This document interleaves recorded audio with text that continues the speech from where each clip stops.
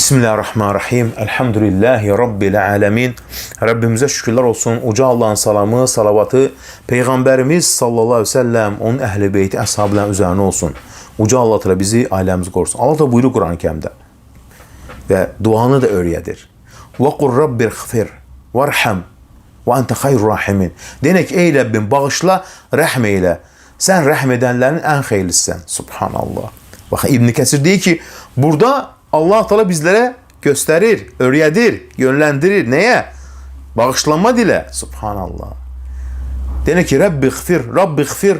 Ey Rabbi beni bağışla, beni rəhm eyle. Sen rəhmedenlerin en hayırlısın. Subhanallah. Eğer insan Allah Teala bağışlayarsa onun günahlarını siler ve günahlarını örter. Rəhmətsə nə deməkdir? Allah Teala onu bütün işlərində, sözlərində, əməllərində müvəffəq edər. Ruzusunda müvəffəq edər. Ona görə bu nədir? Möhtəşəm bir duadır. Hər zaman nə ki, Rəbbim məni bağışla, məni rəhm eylə, sən rəhm edənlərin ən xeyirlisən. Subhanallah. Nə gözəl bir dua. Baxın, yecbəl insan. İnsan hər zaman Allaha yönəlməlidir.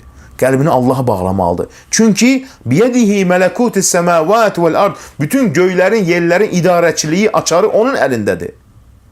Qəlbinə etimad etmə veya zehnine etimad etmə, bacarığına etimad etmə. Qəlbinlə Allah'a etimad elə. Allah'a güvən.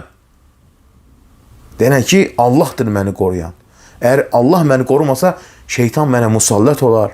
Allah məni qorumasa, nimetler gelmez. Her zaman Allah'a etimad, Allah'a yönelmeyi, acizliği etiraf ve Allah Teala'dan istemeyi.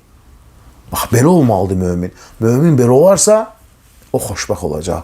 Allah'ım sen bizim sonumuzu gözəl eyle. Dualarımızı qəbul eyle.